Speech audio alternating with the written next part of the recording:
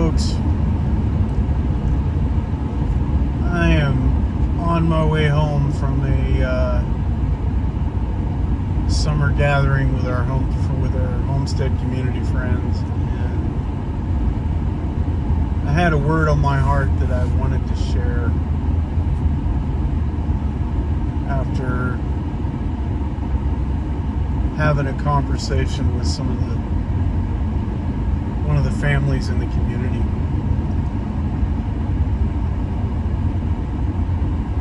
And it really spoke to me, and I want to share this with you. I'm kind of sitting in silence and praying and trying to get my thoughts together, so bear with me just a second while I try to figure this out. But main thing I wanted to say was, stop giving God your ultimatums. Trust Him. The plans that He has for you are better than anything you could ever come up with yourself. And if you're a Christian, if you're not a Christian but have Christian friends or been around Christian brothers and sisters, I know you've probably heard that before, to the point that it's become cliche, but I can just promise you, His plans are better than your plans. Our days on this earth are numbered. You know, in the circles I run in, there's all kinds, and preppers and survivalists and everything else. And you know, the truth is, nobody gets out of this world alive. So stop trying.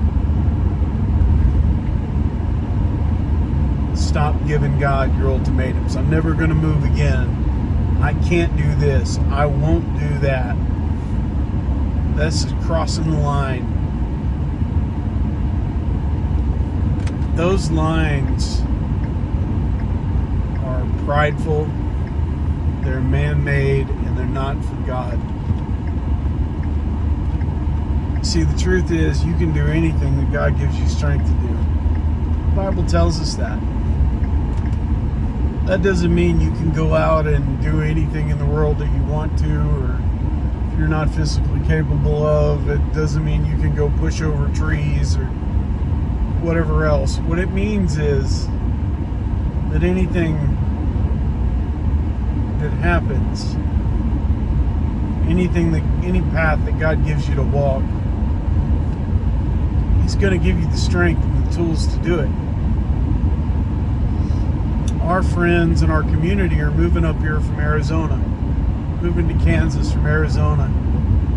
And I just learned that they just bought 80 acres unseen, working with a real estate agent in our community who helped them find what they needed. This 80 acres has no house on it. They are starting from scratch. And you know what? I look at him and I look at her and I look at the community around us, and I realize that doesn't matter. In fact, that's a blessing, because what it means is they get to build everything from scratch, their way. You've got to understand or see the power in that. Yeah, it takes a lot of work. But if we know and we trust that whatever God's laid on our hearts to do, that He's going to help us do it, the burden becomes light. And you know that the things that you need to know, the things that you need to learn to be able to do something like that, they will come in due time.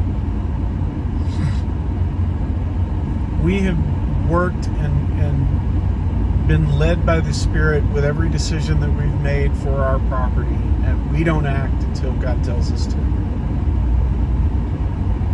Sometimes that can take 4 years. Sometimes it can take 2 seconds.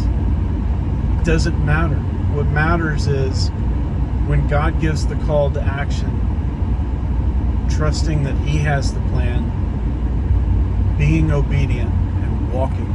Just do it. We were talking about this land that they just bought and everything, and I was reminded of how we fell into the plum orchards that we planted. And we've got 2 plum orchards. They'll start producing fruit in a couple of years at the precise moment when they're meant to, when we need them to, when God calls it into fruition. We put in the legwork because God told us to. The way that all happened was, we know nothing about plums. But I didn't let that stop me. And I certainly wasn't trying to choose plums. We chose plums for a couple of reasons. One, there's a couple of plum trees already on the property, and I found that I love plums. But that's not why we chose plum trees. I was originally looking at apples for an apple orchard. Because it was like, I love apples. Apples are good. People love apples. Let's do apples. But when I was looking to buy fruit trees from the Kansas Conservation Service website, plums were the only thing that was left available. So it's like, okay, God, I'm going to trust you. Sometimes you feel like a little kid. You're sitting there at the computer, or you're sitting there walking around, and God taps you on the shoulder or puts His hand out over your shoulder like a father would and says, check that out. Look at that. Let me go show you what's over there. Look at that blade of grass. Look at that insect. And that's largely what it was. I was sitting there at the computer, and it just felt the hand of God tapped me on the shoulder, and we're just looking, and I'm going, I just feel Him. He just says, get those right there. Those are going to be good. We can do something with that. So it's like, okay, God. So we bought basically 100 plum trees. I mean, a couple of different stages, but we bought, 100 different plum, or like, no, I think it's probably 50. It's like 25. 2 orchards of 25, so they were 25 each, right? But my point is, I felt God tap me on the shoulder, and He's like, buy those, get those are the ones you want. Let's work those together, So I talk to Laura, we look it over, and we go, okay, I guess we're getting some plum trees. Let's make a plum orchard. Let's go figure out where we're going to plant them. All those trees are almost 4 feet tall now. That was 2-3 years ago. Another 2 to 3 years, they're going to be producing fruit. Just like our pear trees are. Just like our peach trees might be producing fruit next year. Point is, I didn't have to know everything about a plum tree. I wasn't even looking at plum trees. I wasn't going to give God an ultimatum that I only wanted apple trees, and apple trees was all I was going to accept.